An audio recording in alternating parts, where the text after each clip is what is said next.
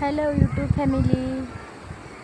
तर मी आले आहे खेड शिवापूरला. पाहू शकता बघा, ते पुरंदर किल्ला आहे तिकडे, दिसतं का बघा. पुरंदर किल्ला आहे इकडे, खूप छान. आता उन्हाळ्यामध्ये एवढं दिसत नाही, पण पावसाळ्यात खूप छान वाटतं, हिरवं हिरवं सगळीकडे. पाहू शकता.